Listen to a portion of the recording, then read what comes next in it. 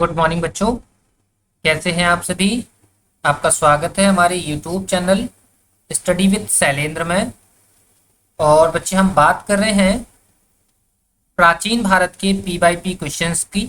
ठीक है, जो हमारे लगभग सभी एग्जाम्स के अंदर आए हुए हैं, फिर वो किसी भी एग्जाम से रिलेटेड हो, चाहे वो एसएससी का कोई भी एग्जाम रहा हो या स्टेट पुलिस का कोई भी एग्जाम रहा हो।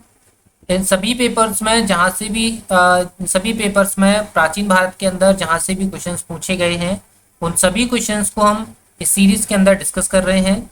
तो ये हमारा तीसरा वीडियो है एंशिएंट हिस्ट्री का। तो चलिए देख लेते हैं इस वीडियो के अंदर हमारे पास कौन कौन से क्वेश्चंस हैं। देखिए बच्चे, इस वीडियो का हमारे पास ये पहला क्वेश्चन है। पहला क्वेश्चन है कि वह शासक जिसने एक सच्चे जैन मुनि की तरह उपवास के द्वारा शरीर त्याग किया था। तो बच्चा, ऐसा शासक जिसने एक सच्चे जैन मुनि की तरह शरीर का त्याग किया था वह चंद्रगुप्त मौर्य था। ठीक है, कौन था? चंद्रगुप्त मौर्य था। इसने बच्चा संलेखना विधि के माध्यम से संलेखना विधि के माध्यम से अपने प्राण त्यागे थे। ये विधि क्या होती है? इस विधि में बच्चा क्या होता है कि व्यक्ति को भूखा और प्यासा रहकर व्यक्ति को भूखा और प्यासा रहकर अपने प्राण त्यागने होते हैं। क्लियर है? तो ये जो संलेखना विधि है ये जैन धर्म में अपनाई जाती है। ठीक है, इसमें व्यक्ति को भूखा और प्यासा रहकर अपने प्राण त्यागने होते हैं। तो ऐसा करने वाला शासक जो था वो कौन था? चंद्रगुप्त मौर्य था। क्लियर है ना? समझ आ गया होगा। तो फिर चलते हैं हम नेक्स्ट क्वेश्चन पर। देखिए बच्चे, नेक्स्ट क्वेश्चन हमारे सामने है कि किसके शासनकाल में प्रथम चीनी यात्री भारत आया था। तो देखिए बच्चा, सबसे पहला जो चीनी यात्री है वो चंद्रगुप्त द्वितीय के शासनकाल में भारत आया था। किसके शासनकाल में आया था? चंद्रगुप्त द्वितीय के शासनकाल में आया था, जिसका नाम था फाहियान। ठीक है, इसका नाम क्या था? फाहियान। ठीक है, याद रखिए बच्चे, यहाँ पर इस सवाल को यहाँ पर ध्यान से पढ़ना। प्रथम चीनी यात्री, अगर यहाँ पर लिखा होता प्रथम यात्री किसके शासनकाल में भारत आया था, तो प्रथम यात्री जो है तो फिर आंसर हो जाता आपका कौन सा? चंद्रगुप्त मौर्य। ठीक है, लेकिन फिलहाल इस क्वेश्चन का आंसर क्या होगा? इस क्वेश्चन का आंसर होगा चंद्रगुप्त मौर्य। क्यों? क्योंकि इसमें क्या लिखा है? प्रथम चीनी यात्री। तो प्रथम चीनी यात्री कौन था? फाहियान था। फाहियान जो कि किसके शासनकाल में भारत आया था? चंद्रगुप्त द्वितीय के शासनकाल में भारत आया था। क्लियर है? उम्मीद करते हैं क्वेश्चन समझ में आ गया होगा। तो फिर चलते हैं हम नेक्स्ट क्वेश्चन पर। देखिए बच्चे, नेक्स्ट क्वेश्चन क्या है कि बाणभट्ट किस सम्राट के राज दरबारी कवि थे। तो देखिए बच्चा, बाणभट्ट जो है वो हर्षवर्धन के राज दरबारी कवि थे। किसके? हर्षवर्धन के राज दरबारी कवि थे। क्लियर है? समझ आ गया होगा। और याद रखिए, हर्षवर्धन भी एक कवि था और बाणभट्ट तो थे ही जिन्होंने हर्षचरित की रचना की है। हर्षचरित की रचना किसने की है? बाणभट्ट ने की है। तो बाणभट्ट तो एक राजदरबारी कवि थे ही। किसके? हर्षवर्धन के थे। और हर्षवर्धन भी एक कवि था जिसने काफी सारी किताबें लिखी हुई हैं। ठीक है, ये सारी चीजें हम जब हिस्ट्री पढ़ेंगे तो वहां पर सारी चीजें डिस्कस और करेंगे। ठीक है, तो बाणभट्ट किसका राजदरबारी कवि था? तो वो था हर्षवर्धन का राजदरबारी कवि। क्लियर है? समझ आ गया होगा। तो फिर चलते हैं हम नेक्स्ट क्वेश्चन पर। देखिए बच्चा, नेक्स्ट क्वेश्चन क्या है? नेक्स्ट क्वेश्चन क्या है कि बाल विवाह की प्रथा आरंभ हुई थी। तो बाल विवाह जो बच्चा है वो गुप्त काल में आरंभ हुआ था। बाल विवाह जो है वो गुप्त काल में आरंभ हुआ था। क्लियर है? ये वन लाइनर फैक्ट है। उम्मीद करते हैं ये सवाल समझ में आ गया होगा। तो फिर चलते हैं हम नेक्स्ट क्वेश्चन पर। देखिए क्वेश्चन क्या है कि सोने के सिक्के सर्वाधिक किस काल में जारी किए गए थे।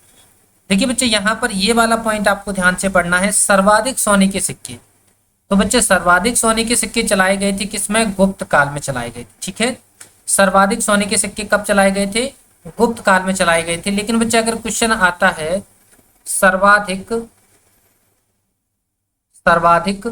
शुद्ध सोने के सिक्के, सर्वाधिक शुद्ध सोने के सिक्के कब चलाए गए? तो सर्वाधिक शुद्ध सोने के सिक्के जो है वो कुषाण काल में चलाए गए। कुषाण काल में चलाए गए। ठीक है बच्चा, सर्वाधिक शुद्ध सोने के सिक्के कब चलाए गए? कुषाण काल में चलाए गए। लेकिन सर्वाधिक सोने के सिक्के कब चलाए गए? सर्वाधिक सोने के सिक्के चलाए गए हैं गुप्त काल में। क्लियर है? समझ आ गया होगा? क्लियर है? तो चले नेक्स्ट पे।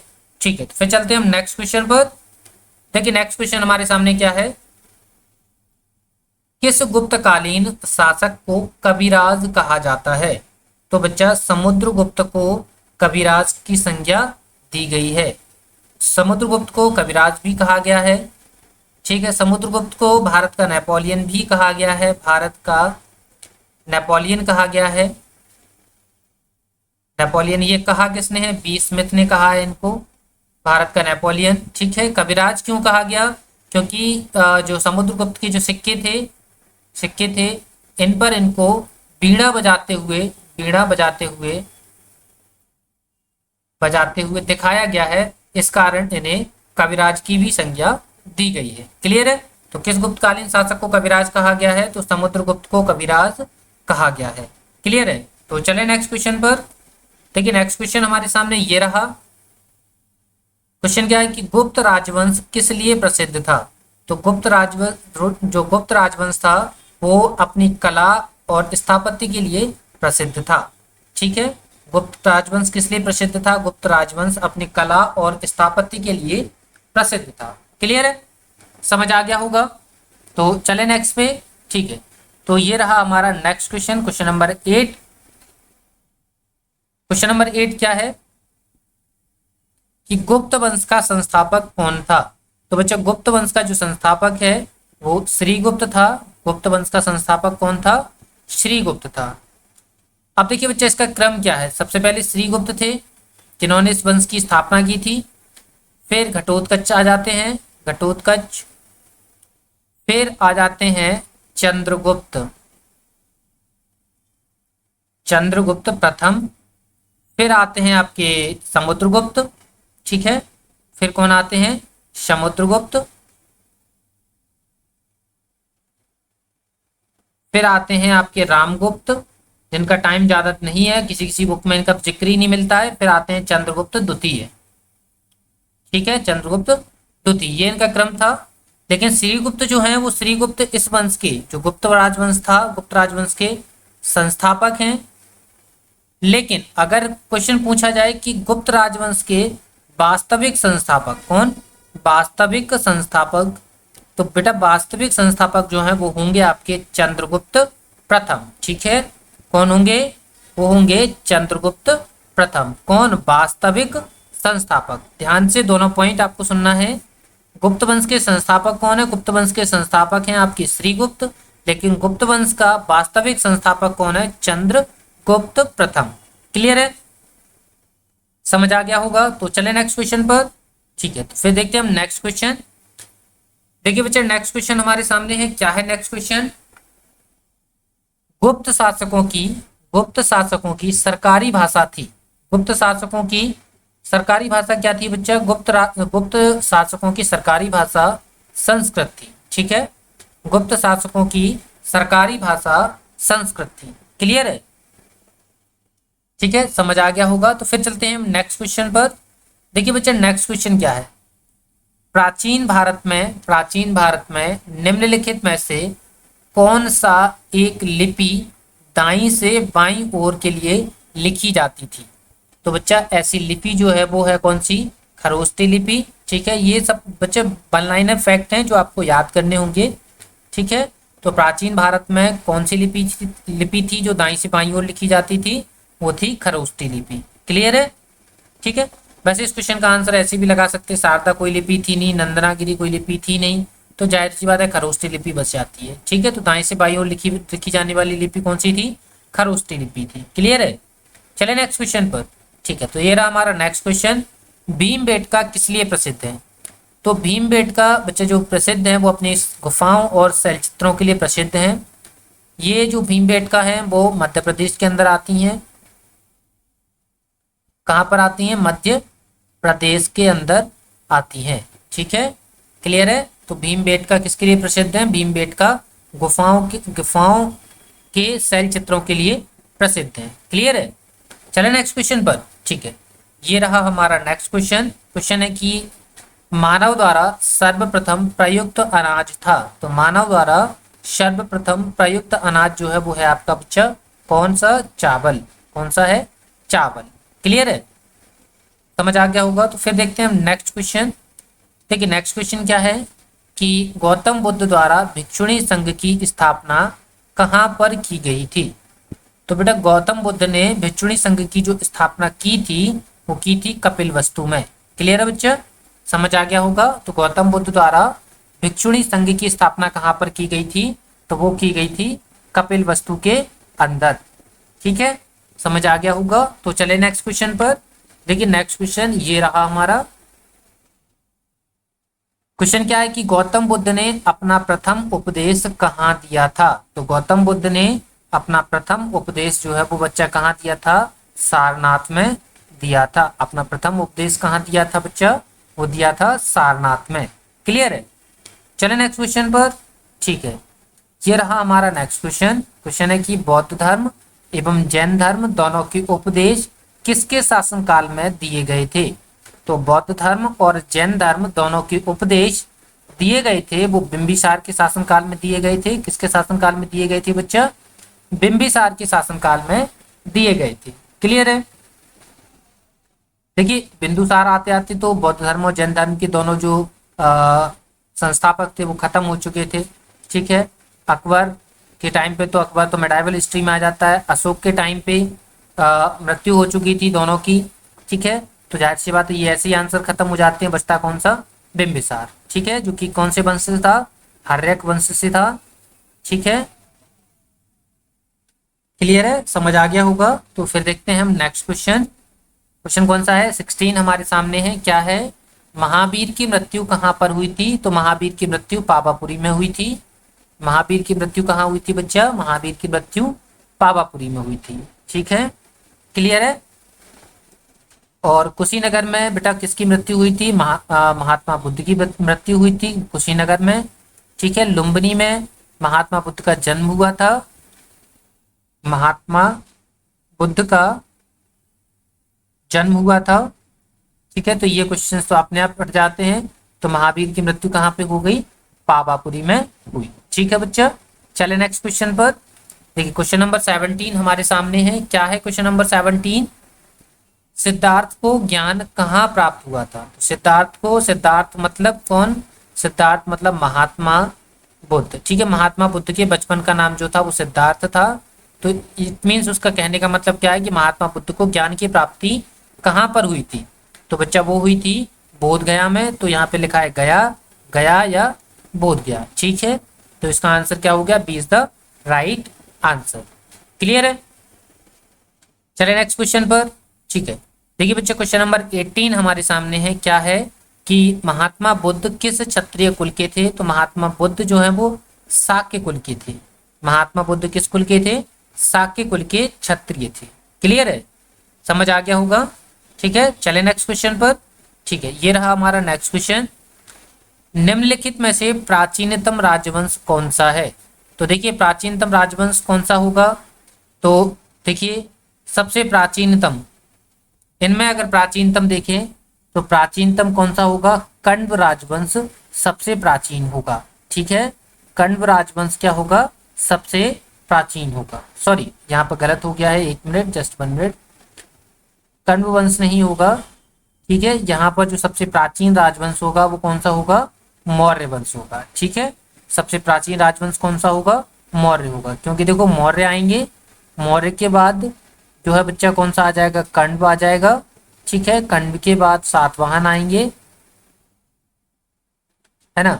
सातवाहनों के बाद आगे देखेंगे तो शुंग वंश आ जाएगा। ठीक है, ऐसे करके आगे तक चलते जाएंगे। ठीक है, शुंग वंश, सॉरी शुंग वंश यहाँ नहीं आता है। शुंग वंश तो उस टाइम पे आ जाता है।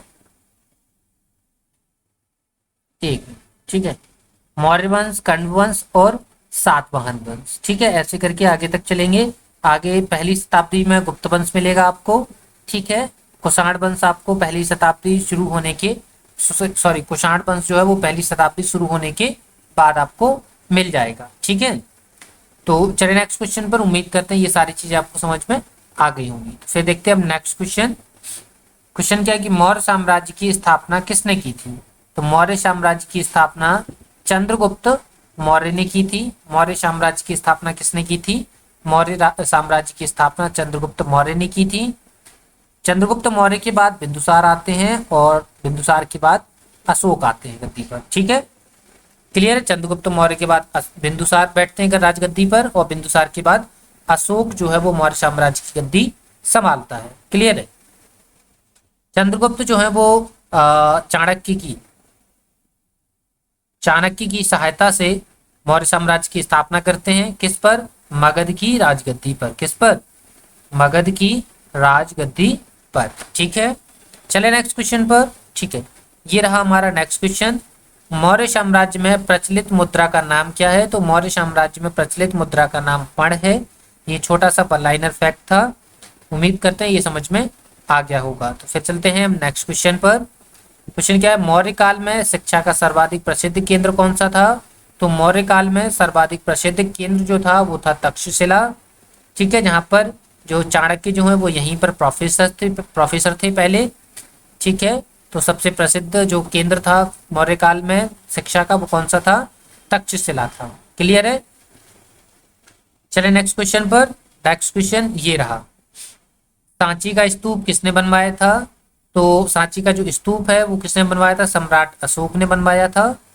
यहाँ पर क्या है? यहाँ पर गौतम बुद्ध की अस्थियों को नीचे रखा गया है। ठीक है, तो सांची का स्तूप किसने बनवाया था? सम्राट अशोक ने बनवाया था। तो इसका आंसर क्या हो जाएगा? C is the right answer. Clear है।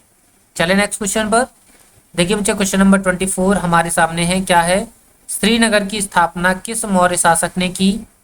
तो श्रीनगर की स्थापना का श्रेय भी किसको जाता है? सम्राट अशोक को जाता है। श्रीनगर की स्थापना का श्रेय किसको जाता है बच्चा? सम्राट अशोक को जाता है। क्लियर है। चले नेक्स्ट क्वेश्चन पर। देखिए लास्ट क्वेश्चन रहा हमारे इस वीडियो का कि कण्व वंश की संस्थापक कौन था? कण्व वंश का संस्थापक कौन था? तो कण्व वंश का संस्थापक बच्चा कौन सा था? वसुदेव था। कौन था? वसुदेव था। ठीक है, कण्व वंश का संस्थापक कौन था बच्चा? कण्व वंश का संस्थापक कौन था? वसुदेव था। It means C is the right answer. Clear है। उम्मीद करते हैं इस वीडियो के जो 25 क्वेश्चन है वो समझ में आए होंगे और आपने खुद को भी रीचेक किया होगा कि 25 में से कितने क्वेश्चंस आप कर पा रहे हो, कितने आप क्वेश्चंस नहीं कर पा रहे हैं। ठीक है, तो ये आपके लिए एक तरीके से पीवाईपी जो क्वेश्चंस हैं वो सब आप प्रैक्टिस के तौर पर आप देखें और इनसे आप अपनी प्रैक्टिस को और भी बेहतर बनाएं। क्लियर है बच्चा। और हमारे सभी वीडियोस के डिस्क्रिप्शन में आपको टेलीग्राम चैनल की लिंक मिलती है। तो इस वीडियो के डिस्क्रिप्शन में भी आपको टेलीग्राम चैनल की लिंक मिलेगी, जहां से जाकर आप हमारे टेलीग्राम चैनल को ज्वाइन कर पाएंगे। यहाँ पर हम आपको अपने सभी सेशंस की PDF प्रोवाइड करवाते हैं। क्लियर है बच्चा। उम्मीद करते हैं वीडियो पसंद आया होगा। तो वीडियो पसंद आए तो वीडियो को लाइक और शेयर जरूर करिए और चैनल को सब्सक्राइब करना नहीं भूलिए। ठीक है, क्योंकि आपका एक एक छोटा सा भी योगदान हमारे लिए बहुत ज़्यादा इंपॉर्टेंट है। क्लियर है बच्चा।